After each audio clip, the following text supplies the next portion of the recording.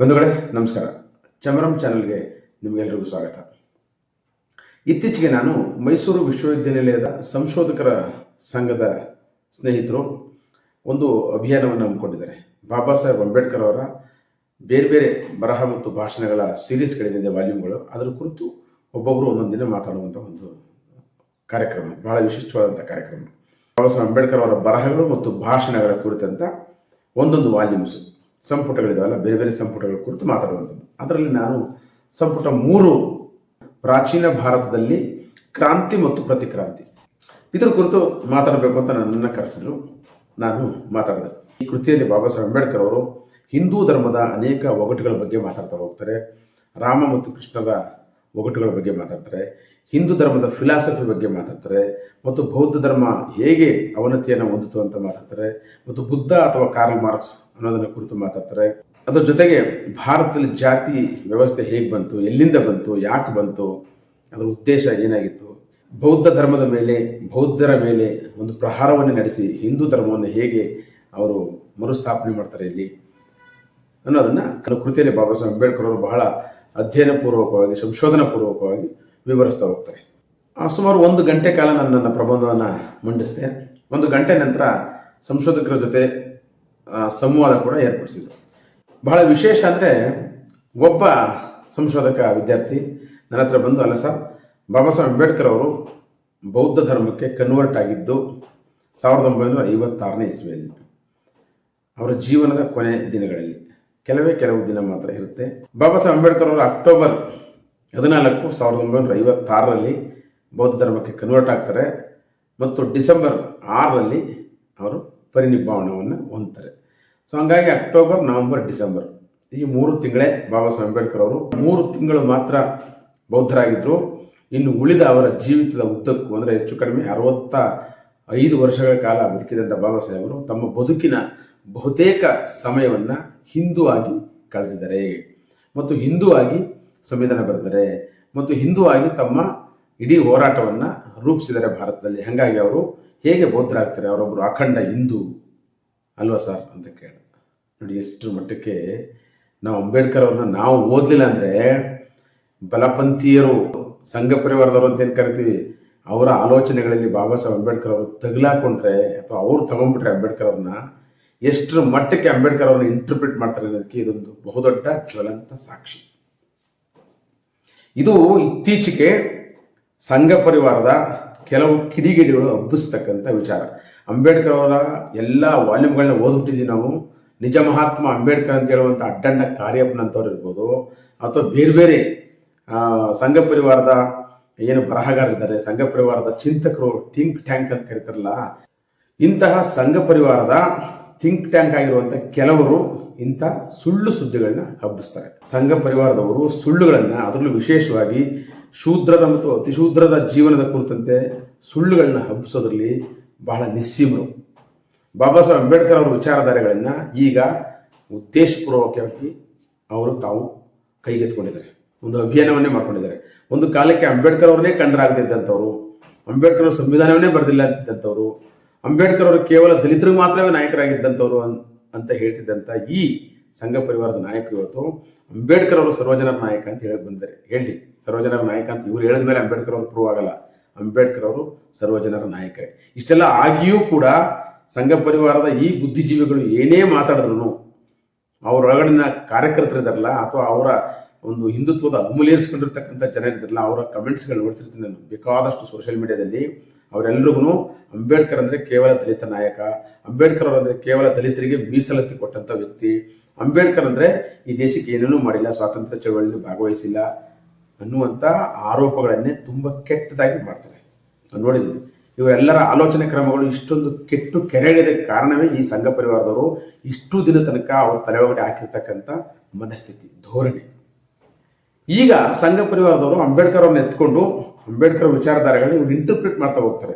ನಾನು ಯಾವಾಗಲೂ ಅದನ್ನೇ ಹೇಳ್ತಾ ಇದ್ದೆ, ಅಂಬೇಡ್ಕರ್ ವಿಚಾರಧಾರೆಗಳನ್ನ ಬಲಪಂಥೀಯರು ಅಥವಾ ಅಂಬೇಡ್ಕರ್ ವಿರೋಧಿಗಳು ಎತ್ಕೊಂಡ್ಬಿಟ್ರೆ ಬಹಳ ಅಪಾಯಕಾರಿ ಅಂತ. ಈಗ ಅಂತ ಅಪಾಯಕಾರಿ ಕೆಲಸವನ್ನ ಸಂಘ ಪರಿವಾರದ ಬರಹಗಾರರು ಮಾಡ್ತಾ ಇದ್ದಾರೆ.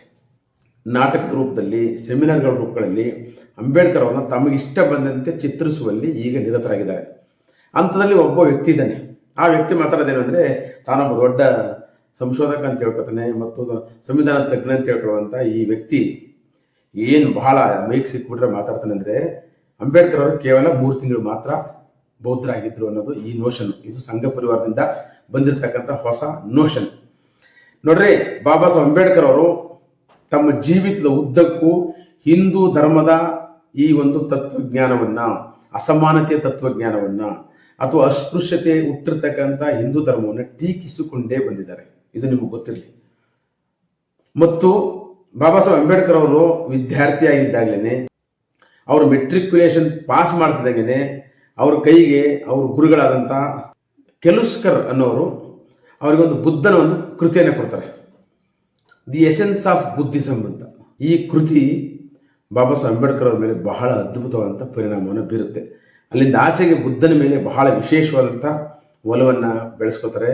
ಆಗಿಂದನೇ ಬಾಬಾ ಸಾಹೇಬ್ ಅಂಬೇಡ್ಕರ್ ಅವರು ಬುದ್ಧನ ತತ್ವಗಳನ್ನು ಅರ್ಥ ಮಾಡ್ಕೊಳ್ಳೋದಕ್ಕೆ ಪ್ರಯತ್ನ ಪಡ್ತಾ ಹೋಗ್ತಾರೆ.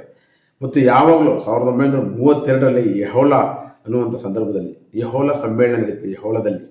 ಆ ಯಹೋಲಾ ಸಮ್ಮೇಳನದಲ್ಲಿ ನನಗೆ ಗೊತ್ತಿಲ್ಲದೇ ಹಿಂದೂ ಅನ್ನೋ ಧರ್ಮದಲ್ಲಿ ಹುಟ್ಟುಬಿಟ್ಟಿದ್ದೀನಿ. ಗೊತ್ತಿಲ್ಲ, ನಮ್ಮ ಪೂರ್ವಿಕರಾಗಿ ಮಾಡಿಬಿಟ್ಟಿದ್ದಾರೆ, ನಮ್ಗೆ ಗೊತ್ತಿಲ್ಲ, ಬರುತ್ತೆ ನಮ್ಮ ಕೈಲಿಲ್ಲ.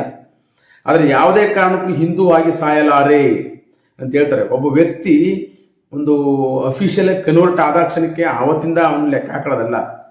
ಅವನು ವೈಯಕ್ತಿಕವಾಗಿ ತನ್ನ ಜೀವನ ಕ್ರಮದಲ್ಲಿ ಹೇಗೆ ಮಾರ್ಪಾಟು ಮಾಡ್ಕೊಂಡ, ಎಂಥ ಫಿಲಾಸಫಿ ಮೇಲೆ ಮಾರ್ಪಾಟು ಮಾಡ್ಕೊಂಡ ತಾನು ತನ್ನ ಇಡೀ ವ್ಯಕ್ತಿತ್ವವನ್ನು ಯಾವುದ್ರ ಮೇಲೆ ಕಟ್ಕೊಂಡ್ರು ಅನ್ನೋದ್ರ ಮೇಲೆ ಆ ವ್ಯಕ್ತಿ ಬೌದ್ಧೀಯತೆಯನ್ನು ಹೊಂದಿದ್ರ ಅಥವಾ ಹಿಂದುತ್ವವನ್ನು ಹೊಂದಿದ್ರ ಅನ್ನೋದನ್ನು ನಾವು ಪರಿಗಣಿಸಬೇಕಾಗತ್ತೆ. ಇವರು ಕ್ಯಾಲ್ಕುಲೇಟ್ ಮಾಡೋದು ಹೆಂಗಿದೆ ಅಂತಂದ್ರೆ, ಕಾಮನ್ ಸೆನ್ಸ್ ಇಲ್ಲಿ ಅವರಿಗೆ ಕ್ಯಾಲ್ಕುಲೇಟ್ ಮಾಡೋದು 1956ರಲ್ಲಿ ಒಂದು ಅಫಿಷಿಯಲ್ ಆಗಿ ಅವರು ನಾಗ್ಪುರದಲ್ಲಿ ಧಮ್ಮ ದೀಕ್ಷೆ ತಗೋತಾರಲ್ಲ, ಅವತ್ತಿಂದ ಆಚೆಗೆ ಬುದ್ಧಿಸ್ಟ್ ಆಗಿದ್ರು ಅಂತ ಹೇಳ್ತಾರೆ.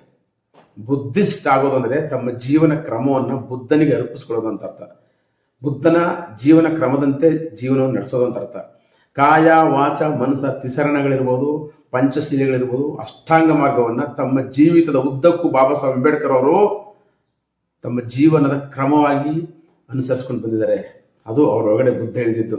ಮತ್ತು ನಾಗಪುರದಲ್ಲಿ ನಡೆದಂಥ ಅಕ್ಟೋಬರ್ 14ರಲ್ಲಿ ಧರ್ಮ ಪರಿವರ್ತನೆ ಅಂತ ಹೇಳ್ತಾರೆ. ಅದನ್ನು ಧರ್ಮ ಪರಿವರ್ತನೆ ಅಂತ ಕರೆಯಲ್ಲ, ನಾನು ಮರಳಿ ಮನೆಗೆ ಹೋಗ್ತಾ ಇದ್ದೀನಿ ಅಂತ ಹೇಳ್ತಾರೆ. ತಿಳ್ಕೊಳ್ರಪ್ಪ ಸಂಘ ಪರಿವಾರದ ಬುದ್ಧಿಜೀವಿಗಳೇ, ಮರಳಿ ಮನೆಗೆ. ಭಾರತದಲ್ಲಿ ಬೈ ಡಿಫಾಲ್ಟ್ ಭಾರತದ ಮೂಲ ನಿವಾಸಿಗಳೆಲ್ಲರೂ ಬೌದ್ಧರೇ ಆಗಿದ್ದಾರೆ. ನಮ್ಗೆ ಗೊತ್ತಿಲ್ಲದೇ ನಮ್ಮನ್ನ ಹಿಂದೂಕರಣ ಮಾಡಲಾಗಿದೆ. ಸಾವಿರಾರು ವರ್ಷಗಳ ಕಾಲ ಭಾರತಕ್ಕೆ ಒಂದು ಕರಾಳವಾದಂಥ ಇತಿಹಾಸ ಇದೆ. ಕ್ರಾಂತಿ ಮತ್ತು ಪ್ರತಿಕ್ರಾಂತಿ ಅಂದರೆ ಬುದ್ಧನ ಕ್ರಾಂತಿ, ಅದಕ್ಕೆ ಪ್ರತಿಯಾಗಿ ಈ ಸಂಘ ಪರಿವಾರದವರು ಅಥವಾ ಬಲಪಂಥಿಯರು ಮಾಡಿದಂಥ ದೊಡ್ಡ ಕ್ರಾಂತಿ ಅಥವಾ ಬ್ರಾಹ್ಮಣವಾದಿಗಳು ಅಂತ ಹೇಳ್ತಾರೆ. ಅವ್ರು ಮಾಡಿದಂಥ ಪ್ರತಿಕ್ರಾಂತಿಯಿಂದಾಗಿ ನಾವು ನಮ್ಮ ಎಲ್ಲ ಕಲ್ಚರಲ್ ರೂಟ್ಸ್ಗಳನ್ನ ಮರೆತು ಬಿಟ್ಟಿದ್ದೀವಿ. ನಮ್ಮ ಕಲ್ಚರಲ್ ರೂಟ್ಸ್ ಇರೋದೇ ಬುದ್ಧನಲ್ಲಿ, ಸಖ್ಯ ಸಂಘದಲ್ಲಿ, ಶಾಕ್ಯ ಕುಲದಲ್ಲಿ ಅಂತ ಬಾಬಾ ಸಾಹೇಬ್ ಅಂಬೇಡ್ಕರ್ ಅವರು ತುಂಬಾ ಸ್ಪಷ್ಟವಾಗಿ ಹೇಳ್ತಾರೆ. ಹಾಗಾಗಿ ನಾನು ಇದನ್ನ ಮರಳಿ ಮನೆಗೆ, ಬುದ್ಧನೆಡೆಗೆ ಅಂತ ನಾನು ತೀರ್ಮಾನ ಮಾಡ್ತಾ ಇದ್ದೀನಿ ಅಂತ ತುಂಬಾ ಸ್ಪಷ್ಟವಾಗಿ ಅವತ್ತು ಮಾತಾಡ್ತಾರೆ. ಅದರ ಅರ್ಥ ಏನಂದ್ರೆ, ಬಹಳ ವರ್ಷಗಳ ಕಾಲ ನಾನು ಬುದ್ಧನ ಹಾದಿಯಲ್ಲೇ ಇದ್ದೆ ನಾನು. ಮತ್ತು ನಿಮ್ಮೆಲ್ರಿಗೂ ಆವಾಗ ಸಮಯ ಸಿಕ್ಕಿದಾಗಲೆಲ್ಲ, ಸಂದರ್ಭ ಸಿಕ್ಕಿದಾಗಲೆಲ್ಲ ಏಕದಮ್ ಹೊರಟೋಗಕ್ಕೆ ಸಾಧ್ಯ ಆಗಲ್ಲ. ನಮಗೆ ಇದು ಯಾವ ಕಾರಣಕ್ಕೋಸ್ಕರ ಹೋಗ್ತಾ ಇದೀವಿ ಅಂತ ಜನರ ಮನಸ್ಥಿತಿಗಳಿಗೆ ನನ್ನ ಆಲೋಚನೆಗಳನ್ನೆಲ್ಲ ಮೊದಲು ತುಂಬಬೇಕು. ಅದ್ರ ಜೊತೆಗೆ ನನಗೆ ಬೇಕಾದಷ್ಟು ಸವಾಲುಗಳಿದ್ದು, ಭಾರತ ದೇಶಕ್ಕೆ ಒಂದು ಸಂವಿಧಾನವನ್ನು ಬರೆಯುವಂಥ ಸವಾಲಿತ್ತು ನನಗೆ. ಭಾರತದಲ್ಲಿ ಇರ್ತಕ್ಕಂಥ ರೈತರಿಗೆ, ಮಹಿಳೆಯರಿಗೆ, ಕೃಷಿ ಕಾರ್ಮಿಕರಿಗೆ, ಜೊತೆಗೆ ಅಸ್ಪೃಶ್ಯರಿಗೆ ಸಮಾನತೆಯನ್ನ, ಸ್ವಾತಂತ್ರ್ಯನ, ಭ್ರಾತೃತ್ವವನ್ನು ತಂದುಕೊಡ್ಬೇಕಂತ ಬಹುದೊಡ್ಡ ಜವಾಬ್ದಾರಿ ನನಗಿತ್ತು. ಒಬ್ಬನೇ ಏಕಾಂಗಿಯಾಗಿ ನಾನು ಇದೆಲ್ಲವನ್ನ ಮಾಡಬೇಕಾದ ಸಂದರ್ಭ ಇದ್ದಿದ್ದರಿಂದ ಈ ಧರ್ಮದ ಚಟುವಟಿಕೆಗಳಿಗೆ ಜಾಸ್ತಿ ಸಮಯ ಕೊಡೋಕ್ಕಾಗಿರ್ಲಿಲ್ಲ. ಆದರೆ ಎಲ್ಲೆಲ್ಲಿ ನಾನು ಸಮಯ ಸಂದರ್ಭಗಳನ್ನ ಸಿಕ್ಕಿದಾಗಲೆಲ್ಲವೂ, ಯಾವ ಸಭೆ ಸಮಾರಂಭಗಳು ಸೇರಿದಾಗಲೂ ನಾವು ಬೌದ್ಧ ಧರ್ಮದ ಬಗ್ಗೆ ಮಾತಾಡ್ಕೊಂಡು ಬಂದಿದ್ದೀನಿ. ಮತ್ತು ನಾವು ಬೌದ್ಧರು ಅಂತ ಒತ್ತಿ ಹೇಳಿದ್ದೀನಿ. ಸ್ವತಃ ಅವರ ಪತ್ನಿ ರಮಾಬಾಯಿ ಅವರು ವಿಠೋಬನ ದೇವಸ್ಥಾನ ನೋಡ್ಬೇಕು ಅಂತ ಬಯಸ್ತಾರೆ. ಆದರೆ ಬಾಬಾ ಸಾಹೇಬ್ ಅಂಬೇಡ್ಕರ್ ಅವರು ಅದನ್ನ ತುಂಬಾ ಕಟ್ಟುನಿಟ್ಟಾಗಿ ಖಂಡಿಸ್ತಾರೆ, ಇದು ನಮಗೆ ಸೇರುತ್ತಲ್ಲ ಅಂತ.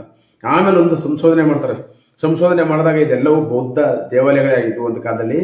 ಇದೊಂದು ಮನುವಾದಿಗಳ ಕುತಂತ್ರದಿಂದಾಗಿ ಈ ಒಂದು ಬೌದ್ಧ ದೇವಾಲಯ ಇವತ್ತು ಶ್ರೀಕೃಷ್ಣನ ದೇವಾಲಯ ಆಗಿದೆ ಅಂತ ಗೊತ್ತಾದ್ಮೇಲೆ, ಹೇಗೂ ಇದು ನಮ್ದೇ, ವಿಠೋಬ ಅಂದ್ರೆ ಬುದ್ಧನ ಇನ್ನೊಂದು ರೂಪವೇ ಅಂತ ಹೇಳಿ ಆಮೇಲೆ ಅವ್ರ ಪತ್ನಿನ ಕರ್ಕೊಂಡು ತೋರಿಸ್ತಾರೆ. ತುಂಬಾ ಹಠ ಮಾಡಿರ್ತಾರೆ, ನಾವು ಹೋಗ್ಬಾರ್ದು ಅಲ್ಲಿಗೆಲ್ಲ ಅಂತ. ಅಷ್ಟು ಕಟ್ಟರಾಗಿದ್ದಂತ ಅವರು ಹಿಂದುತ್ವದ ವಿರೋಧಿಯಾಗಿದ್ರು.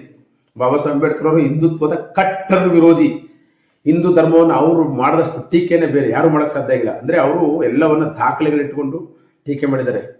ಹಿಂದುತ್ವ ಅಂದ್ರೆ ಒಂದು ವೈದಿಕ ಧರ್ಮದ ಮತ್ತೊಂದು ರೂಪ ಅಂತ ಹೇಳ್ತಾರೆ. ಹಿಂದೂ ಧರ್ಮಗಳನ್ನಾಗಿ ಈ ಶೂದ್ರರನ್ನ ಧರ್ಮದೊಳಗಡೆ ಸೇರಿಸ್ಕೊಂಡು ಅಲ್ಲಿ ಅಸಾಮಾನ್ಯ ಒಂದು ವ್ಯವಸ್ಥೆಯನ್ನು ಸೃಷ್ಟಿ ಮಾಡಿದರೆ. ಹಿಂದೂ ಧರ್ಮ ಅಂದರೆ ಚಾತುರ್ವರ್ಣದ ವ್ಯವಸ್ಥೆ ಮೇಲೆ ನಿಂತಿರ್ತಕ್ಕಂಥ ಧರ್ಮ ಅಂತ ಟೀಕೆ ಮಾಡ್ತಾರೆ. ಇವತ್ತು ಹಿಂದೂ ಧರ್ಮವನ್ನ ಒಂದು ಬಹುಮಹಡಿಯ ಕಟ್ಟಡಕ್ಕೆ ಹೋಲಿಸಿ, ಒಂದು ಬಹುಮಹಡಿಯ ಕಟ್ಟಡ ಇದು, ಆ ಕಟ್ಟಡದಲ್ಲಿ ಯಾರ್ಯಾರು ಯಾವ್ಯಾವ ಮಹಡಿಯಲ್ಲಿ ಹುಟ್ಟತಾರೋ ಅವ್ರು ಅಲ್ಲಲ್ಲೇ ಇರಬೇಕು. ಅಲ್ಲಿ ಕಿಟಕಿನೂ ಇಲ್ಲ, ಬಾಗಿಲೂ ಇಲ್ಲ, ಸ್ಟೆಪ್ಸೂ ಇಲ್ಲ. ಒಂದು ಹಂತದಿಂದ ಇನ್ನೊಂದು ಸ್ಟೇಜ್ಗೆ ಬರಕ್ಕೆ ಸಾಧ್ಯನೇ ಇಲ್ಲ. ಕೆಳಗಡೆ ಮೇಲಕ್ಕೆ ಹೋಗಕ್ಕಾಗಲ್ಲ, ಮೇಲ್ಗಡೆ ಅವನಿಗಿಂತ ಮೇಲಕ್ಕೆ ಹೋಗಕ್ಕಾಗಲ್ಲ. ಅಂದ್ರೆ ಯಾರ್ಯಾರು ಎಲ್ಲೆಲ್ಲಿ ಹುಟ್ಟತಾರೋ ಅಲ್ಲಲ್ಲೇ ಹುಟ್ಟು ಸತ್ತೋಗ್ತಾರೆ. ಇದು ಒಂದು ಕೊಳೆತು ನಾರುವಂತ ನಿಂತ ನೀರು ಇಲ್ಲಿನ ಫಿಲಾಸಫಿ. ಅಸಮಾನತೆಯೇ ಹಿಂದೂ ಧರ್ಮದ ಬೇಸ್ ಅಂತ ಹೇಳ್ತಾರೆ. ಹಂಗಾಗಿ ಇಂಥ ಅಸಮಾನತೆಯನ್ನ ಉಂಟು ಮಾಡುವಂತ ಧರ್ಮದಲ್ಲಿ ನಾನು ಯಾವತ್ತೂ ಇರೋದಿಲ್ಲ. ನಮಗೆ ಗೊತ್ತಿಲ್ಲದೇನೆ ಇಲ್ಲಿ ನಾವು ಹಿಂದೂ ಅಂತ ಹೇಳ್ಕೊತಾ ಇದ್ದೀವಿ. ಆದ್ರೆ ನಿಜಕ್ಕೂ ನಾವು ಹಿಂದೂಗಳಲ್ಲ ಅಂತ ತುಂಬಾ ಸ್ಪಷ್ಟವಾಗಿ ಹೇಳ್ತಾರಲ್ಲ ಬಾಬಾ ಸಾಹೇಬರು. ಜೀವನದ ಉದ್ದಕ್ಕೂ ಈ ಪುಸ್ತಕ ಬರೋದು ಯಾವಾಗ? ಅಂಬೇಡ್ಕರ್ ಅವರು 1930 ಆಸುಪಾಸಿನಲ್ಲಿ ಪ್ರಾಚೀನ ಇತಿಹಾಸದಲ್ಲಿ ಕ್ರಾಂತಿ ಮತ್ತು ಪ್ರತಿಕ್ರಾಂತಿಯನ್ನ ಎಷ್ಟೊಂದು ಸ್ಪಷ್ಟವಾಗಿ ಭಾರತದ ಇತಿಹಾಸವನ್ನು ವಿಶ್ಲೇಷಣೆ ಮಾಡ್ತಾ ಹೋಗ್ತಾರೆ. ಇದು ಅಂಬೇಡ್ಕರ್ ಅವರು ತಮ್ಮ ಜೀವಿತದ ಉದ್ದಕ್ಕೂ ಹೇಗೆ ಬುದ್ಧನ ಅನುಯಾಯಿಗಳಾಗಿದ್ರು ಅಂತ. ಮತ್ತು ಎಲ್ಲಾ ಕಡೆನೂ ನನ್ನ ಪ್ರಮುಖವಾದಂಥ ಗುರುಗಳು, ನನ್ನ ಜೀವನದ ಬಹುದೊಡ್ಡ ಗುರುಗಳು ಅಂದ್ರೆ ಒಂದು ಗೌತಮ ಬುದ್ಧ, ಸಂತ ಕಬೀರ್, ಮೂರನೇವರು ಮಹಾತ್ಮ ಜ್ಯೋತಿಬಾ ಫುಲೆ. ನೋಡಿ, ಸಂತ ಕಬೀರರ ಆಲೋಚನೆಗಳಲ್ಲಿ ಹುಟ್ಟಿರ್ತಕ್ಕಂಥವ್ರು ಬಾಬಾ ಸಾಹೇಬ್ ಅಂಬೇಡ್ಕರ್ ಅವರು. ಅವರು ಬಾಲ್ಯದಲ್ಲಿದ್ದಾಗಲೇ ಅವ್ರ ಪುಸ್ತಕದಲ್ಲಿ ಬರೀತಾರೆ, ಬುದ್ಧ ಅಂಡ್ ಧಮ್ಮದಲ್ಲಿ ನೋಡಿ ಪೀಠಿಕೆನಲ್ಲಿ. ನಾನು ಬಾಲ್ಯದಲ್ಲಿ ಇದ್ದಾಗಲೇ ನಮ್ಮ ಅಪ್ಪ ಅಮ್ಮನಿಗೆ ಪ್ರಶ್ನೆ ಕೇಳ್ತಾ ಇದ್ದೆ, ಪ್ರಶ್ನೆ ಕೇಳಿ ನೀರಿಳಿಸ್ಬಿಡ್ತಿದೆ ಅಂತ ಹೇಳ್ತಾರೆ. ನನ್ನ ಪ್ರಶ್ನೆಗಳಿಗೆ ಉತ್ತರ ಕೊಡಕ್ಕಾಗದೇ ಗಲಿಬಿಲಿ ಆಗಿ ಹೋಗ್ತಿದ್ರು ನಮ್ಮ ಅಪ್ಪ ಅಮ್ಮ ಅಂತ. ಇದು ನಿಜವಾದ ಇತಿಹಾಸ. ಯಾವ ರೀತಿ ದೇವರುಗಳು ಹೆಂಗ್ ಸೃಷ್ಟಿ ಆಗ್ತವೆ, ಮೌಢ್ಯ ಹೆಂಗಿರುತ್ತೆ ಇಲ್ಲಿ ಧರ್ಮದಲ್ಲಿ, ಧರ್ಮದ ಹೆಸರಿನಲ್ಲಿ ನಮ್ಮ ಮೇಲೆ ಹೇಗೆ ಅಸಮಾನತೆಯನ್ನ ಅಸ್ಪೃಶ್ಯತೆಯನ್ನು ಹೇರಿದ್ದಾರೆ. ಇಂಥದ್ದು ಒಂದು ಧರ್ಮ ಅಂತ ಹೆಂಗ್ ಕರಿತೀರ ನೀವೆಲ್ಲರೂ? ದೇವರು ನಮಗೆ ಇಷ್ಟು ವರ್ಷಗಳ ಕಾಲ ಎಲ್ಲರೂ ಸಮಾನತೆನೇ ಬಯಸ್ತಾನೆ ಅನ್ನೋದಾಗಿದ್ರೆ, ಹಿಂದೂ ಧರ್ಮದ ಪ್ರಕಾರ ಹಿಂದೂ ದೇವರುಗಳು, ಸೃಷ್ಟಿ ಮಾಡತಕ್ಕಂಥ ದೇವರುಗಳು ನಮಗೆ ಸಮಾನತೆಯನ್ನು ಕೊಡ್ತವೆ, ಗೌರವವನ್ನು ಕೊಡ್ತವೆ ಅಂತ ಅನ್ನೋದಾಗಿದ್ರೆ, ನಾನು ನಮ್ಮಪ್ಪನ ಅವರಪ್ಪ ಮುತ್ತಾತನ ಕಾಲದಿಂದನೂ ನಾವು ದೇವರುಗಳಿಗೆ ವ್ರತ ಮಾಡ್ತಾ ಇದ್ದೀವಿ, ನೇಮ ಮಾಡ್ತಾ ಇದ್ದೀವಿ, ಎಲ್ಲಾ ತರದ ಭಕ್ತಿ ತೋರಿಸ್ತಾ ಇದ್ದೀವಿ. ಎಲ್ಲಾ ತರದ ಭಕ್ತಿಯನ್ನು ತೋರಿಸಿದ್ವಿ. ನಾವು ಉರುಳು ಸೇವೆ ಮಾಡಿದ್ದೀವಿ, ಬಾಯಿಗೆ ಬೀಗ ಹಾಕ್ಸ್ಕೊಂಡಿದ್ದೀವಿ, ಇನ್ನೇನೇನೆಲ್ಲ ನಿಯಮಗಳಿದ್ದಾವೆ ಎಲ್ಲವನ್ನ ಮಾಡಿದ್ದಾಗ್ಯೂ ಯಾವ ದೇವರು ನಮ್ಮ ವಿಮೋಚನೆಗೆ ಮುಂದಾಗಲಿಲ್ಲ, ನಮ್ಮ ಬಡತನವನ್ನು ಹೋಗ್ಲಾಡಿಸಲಿಲ್ಲ, ನಮಗೆ ಸಿರಿತನವನ್ನು ತಂದುಕೊಳ್ಳಿಲ್ಲ, ನಮಗೆ ಸರಿಯಾದಂತಹ ಸಮಾನತೆ ತಂದುಕೊಡ್ಲಿಲ್ಲ, ನಮಗೊಂದು ಮಾನವ ಹಕ್ಕುಗಳು ತಂದುಕೊಡ್ಲಿಲ್ಲ. ಶಿಕ್ಷಣ ಮಾತ್ರದಿಂದಾಗಿ ನಮಗೆ ಹಕ್ಕು ಅಧಿಕಾರಗಳು ಬಂದಿದೆ. ಮತ್ತು ಶಿಕ್ಷಣವನ್ನು ನಮ್ಮ ಹೋರಾಟದ ಪ್ರತಿಫಲವಾಗಿ ನಾವು ಗಳಿಸ್ಕೊಂಡಿರ್ಬೇಕಾದ್ರೆ ಯಾವ ದೇವರು ನಮಗೆ ವಿಮೋಚನೆ ಕೊಡ್ತಾನೆ. ಹಾಗಾಗಿ ಬುದ್ಧನನ್ನ ದೇವರು ಅಂತ ಯಾವತ್ತೂ ಬಾಬಾ ಸಾಹೇಬ್ ಅಂಬೇಡ್ಕರ್ ಭಾವಿಸಲೇ ಇಲ್ಲ. ಬುದ್ಧನು ಈ ದೇಶದಲ್ಲಿ ಹುಟ್ಟಿದಂತ ಮಹಾಮಾನವತಾವಾದಿಯು ಸರ್ವರಿಗೂ ಸಮಾನತೆಯನ್ನ, ಮಹಾಜ್ಞಾನಿ.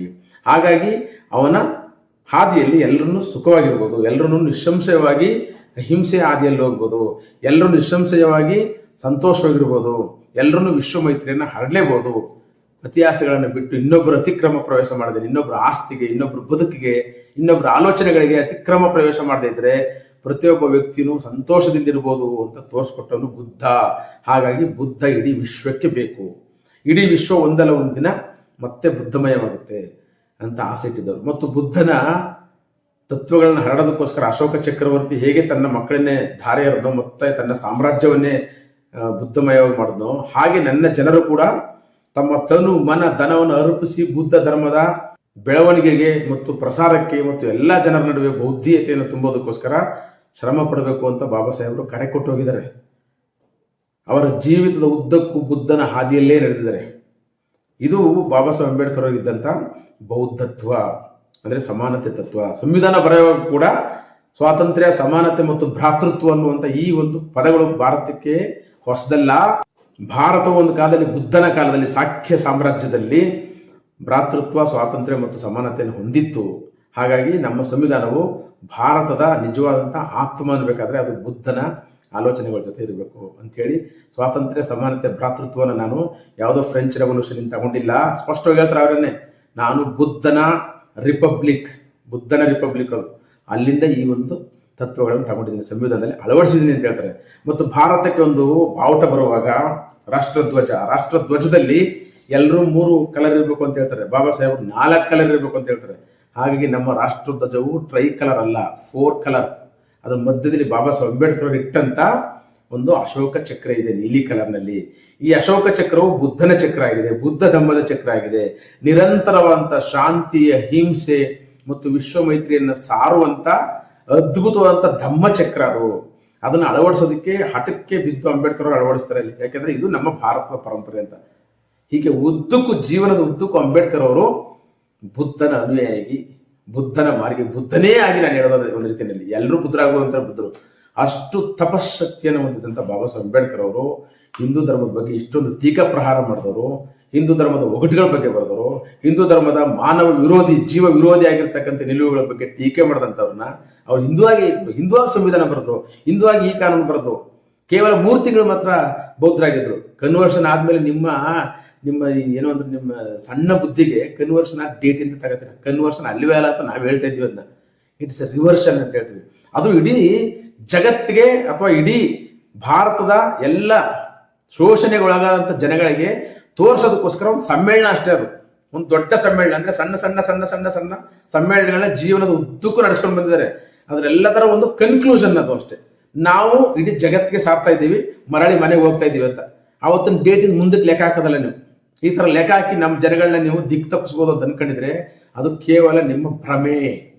ಹಾಗಾಗಿ ನನ್ನ ಬಂಧುಗಳೇ, ಬಾಬಾ ಸಾಹೇಬ್ ಅಂಬೇಡ್ಕರ್ ಅವರು ಹುಟ್ಟಿನಿಂದ ಕೊನೆಯ ತನಕವೂ ಅವರು ಬೌದ್ಧರಾಗಿ ಬದುಕಿದ್ರು, ಬೌದ್ಧರಾಗಿ ಈ ದೇಶದ ಕಾನೂನು ಬರೆದ್ರು, ಬೌದ್ಧರಾಗೇ ಇರಬೇಕು ಅಂತ ತನ್ನ ಜನಗಳಿಗೆ ಕರೆ ಕೊಟ್ಟರು. ತನ್ನ ಜನಗಳು ಅಂದ್ರೆ ಯಾರ್ಯಾರು ಅಸಮಾನತೆಗೊಳಗಾಗಿದ್ದಾರೋ, ಯಾರು ಅಸ್ಪೃಶ್ಯತೆಗೊಳಗಾಗಿದ್ದಾರೋ, ಯಾರ್ಯಾರು ಶೋಷಣೆಗೊಳಗಾಗಿದ್ದಾರೋ ಅವರೆಲ್ಲರೂ ಕೇವಲ ಮನುವಾದದ ಕುತಂತ್ರದಿಂದಾಗಿ ಶೋಷಣೆಗೊಳಗಾಗಿದ್ದೀರಾ. ಆದರೆ ನಿಜಕ್ಕೂ ನೀವೆಲ್ಲರೂ ಅಖಂಡ ಬೌದ್ಧರು, ಅಖಂಡ ಅಧಿಕಾರವನ್ನು ಅನುಭವಿಸಿದಂಥವ್ರು, ಅಖಂಡ ಭಾರತವನ್ನು ಕಟ್ಟಿದವರು ಮತ್ತು ಅಖಂಡ ಭಾರತವನ್ನು ರೂಲ್ ಮಾಡಿದಂಥ ಒಂದು ಜನಾಂಗಕ್ಕೆ ಸೇರಿದವರು ನೀವೆಲ್ಲರೂ. ನಿಮ್ಮದು ಈ ರಾಷ್ಟ್ರ. ಹಾಗಾಗಿ ಹಿಂದುತ್ವದ ಕ್ಲಚ್ಗಳಿಗೆ ಸಿಕ್ಕಾಕಬೇಡಿ, ವಿಮೋಚನೆ ಹಾದಿಗೆ ಬನ್ನಿ ಅಂತ ಹೇಳ್ತಾರೆ. ಜಾತಿ ವಿನಾಶ ಪುಸ್ತಕ ಓದ್ರಪ್ಪ ಸಂಘ ಪರಿವಾರದ ನಾಯಕರೇ. ಮಾತೆತ್ತಿದ್ರೆ ಅಂಬೇಡ್ಕರ್ ಬರೆದಿರ್ತಕ್ಕಂಥ ಪಾರ್ಟಿಷನ್ ಆಫ್ ಪಾಕಿಸ್ತಾನ ಬಗ್ಗೆ ಮಾತಾಡ್ತೀರಾ. ಪಾರ್ಟಿಷನ್ ಆಫ್ ಪಾಕಿಸ್ತಾನ ಪುಸ್ತಕವನ್ನು ನೀವು ತುಲನಾತ್ಮಕವಾಗಿ ನೋಡಬೇಕು, ಕಂಪ್ಯಾರಿಟಿವ್ ಸ್ಟಡಿ ಮಾಡಿ ಗೊತ್ತಾಗುತ್ತೆ. ಅಲ್ಲಿ ಹಿಂದೂ ಧರ್ಮವನ್ನು ಅಟ್ಯಾಕ್ ಮಾಡ್ತಾರೆ. ಕಟ್ಟರಾಗಿರ್ತಕ್ಕಂಥ ಯಾವುದೇ ಧರ್ಮವು ಮಾನವನ ಒಳಿತಿಗೆ ಒಳ್ಳೇದು ಮಾಡಲ್ಲ ಅಂತ ಹೇಳ್ತಾರೆ ಬಾಬಾ ಸಾಹೇಬ್. ಕಟ್ಟರಾಗಿರ್ತಕ್ಕಂಥ ಮುಸ್ಲಿಂ ಧರ್ಮ ಆಗಿರ್ಲಿ, ಕಟ್ಟರಾಗಿರ್ತಕ್ಕಂಥ ಹಿಂದೂ ಧರ್ಮ ಆಗಲಿ, ಕಟ್ಟರಾಗಿರ್ತಕ್ಕಂಥ ಯಾವುದೇ ಧರ್ಮವು ಮನುಷ್ಯನನ್ನ ಉದ್ಧಾರ ಮಾಡಲ್ಲ ಅಂತ ಹೇಳ್ತಾರೆ. ಅದು ಅವರ ಒಂದು ಕಂಪ್ಯಾರಿಟಿವ್ ಸ್ಟಡಿ, ಅದು ಅವರ ಒಂದು ಕ್ರಿಟಿಕಲ್ ಅನಾಲಿಸಿಸ್. ಅದನ್ನ ಇಟ್ಕೊಂಡು ಎಲ್ಲೋ ಮುಸ್ಲಿಂಗಳನ್ನ ದ್ವೇಷಿಸ್ತಾರೆ ಅಂತ ಮುಸ್ಲಿಂ ದ್ವೇಷಕ್ಕೋಸ್ಕರ ಅಂಬೇಡ್ಕರ್ ಅವ್ರನ್ನ ಗುರಾಣಿಯಾಗಿ ಬಳಸ್ತಾರೆ. ಅಂಬೇಡ್ಕರ್ ಬರೆದಿರ್ತಕ್ಕಂಥ ಈ ಪುಸ್ತಕವನ್ನ ಮತ್ತು ದಲಿತರನ್ನ ಅಥವಾ ಅಸ್ಪೃಶ್ಯರನ್ನ ಅಥವಾ ಈ ದೇಶದ ಮೂಲ ನಿವಾಸಿಗಳನ್ನ ನಿಮ್ಮ ತೆಕ್ಕೆಗೆ ಎಳಕಬೇಕು ಅನ್ನೋ ಕಾರಣಕ್ಕೋಸ್ಕರ ಅಂಬೇಡ್ಕರ್ ಅಖಂಡ ಹಿಂದೂ ಆಗಿದ್ರು, ಕೇವಲ 3 ತಿಂಗಳು ಮಾತ್ರ ಬೌದ್ಧರಾಗಿದ್ರು ಅಂತ ಹೊಸ ತರದ ಕಥೆಗಳನ್ನ, ನೋಷನ್ಗಳನ್ನ ಸೃಷ್ಟಿ ಮಾಡ್ತೀರಾ. ನಿಮ್ಮ ನೋಷನ್ಗಳು ನಮ್ಗೆ ಅರ್ಥ ಆಗುತ್ತೆ, ಗೊತ್ತಾಯ್ತಲ್ಲ. ಅಧ್ಯಯನ ನಿಮಗಿಂತ ದೊಡ್ಡದಾಗಿ ಮಾಡಿದೀವಿ ನಾವು. ನಿಜವಾದ ಅಂಬೇಡ್ಕರ್ ಅವರ ಆಲೋಚನೆಗಳನ್ನ ಓದಿ ಅರದು ಕುಡಿದು ಮನನ ಮಾಡ್ಕೊಂಡು ರಕ್ತಗತ ಮಾಡ್ಕೊಂಡಿದ್ದೀವಿ ನಾವು. ಹಾಗಾಗಿ ನಮ್ಮನ್ನ ಫೂಲ್ ಮಾಡೋಕ್ಕಾಗಲ್ಲ. Ambedkarism is the foolproof for another 1000 years. ಇದು ನಮಗೆ ಚೆನ್ನಾಗಿ ಗೊತ್ತು. ನೀವು ಈ ತರ ಮಂಗ ಮಾಡೋ ಕೆಲಸ ಮಾಡಬೇಡಿ. ನೀವು ಎಷ್ಟರ ಮಟ್ಟಕ್ಕೆ ಮಂಗಗಳ ತರ ಕಾಣಿಸ್ತೀರಿ ಅಂತ ನಮ್ಗೆ ಗೊತ್ತು. ಹೀಗಾಗಿ ನಾನು ಬಾಬಾ ಸಾಹೇಬ್ ಅಂಬೇಡ್ಕರ್ ಅವರ ಪ್ರತಿ ಓದನ್ನು ನೇರವಾಗಿ ಓದಬೇಕು, ಮೊದಲ ಓದುಗರಾಗಿ ಫಸ್ಟ್ ಹ್ಯಾಂಡ್ ಇನ್ಫಾರ್ಮೇಶನ್ ತಗೋಬೇಕು ಅಂತ ನಮ್ಮ ಸಮುದಾಯದ ಅಥವಾ ಭಾರತೀಯರಿಗೆ ನಾನು ಮನವಿ ಮಾಡ್ಕೋತೀನಿ. ಎಲ್ಲೂ ಟ್ರ್ಯಾಪ್ ಆಗಬೇಡಿ. ಬಾಬಾ ಸಾಹೇಬ್ ಅಂಬೇಡ್ಕರ್ ಅವ್ರನ್ನ ನೀವೇ ಸ್ವಂತ ಓದದ ಹೊರತು ಈ ರೀತಿಯ ಸಂಘ ಪರಿವಾರದ ಹುನ್ನಾರಗಳಿಗೆ, ಕುತಾಂತ್ರಗಳಿಗೆ ತಗಲಾಕೊಂಡ್ಬಿಡ್ತೀರಾ ಅನ್ನುವಂಥ ಎಚ್ಚರಿಕೆ ನಿಮ್ಗಿರ್ಬೇಕು ಅಂತ ಹೇಳ್ತಾ ಇವತ್ತಿನ ಈ ವಿಡಿಯೋ ಮುಗಿಸ್ತಿದ್ದೀನಿ. ನಮಸ್ಕಾರ.